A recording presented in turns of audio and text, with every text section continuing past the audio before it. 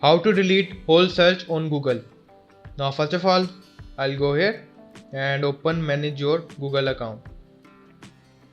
So it has opened here. Now I'll go to this data and privacy, and here I'll scroll down a little bit and find this web and app activity. So yeah, it has been opened.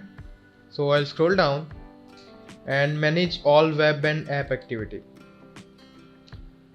So I'll scroll down a little bit more, and these are the things that I have opened.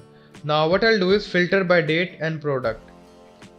So delete, dismiss, delete.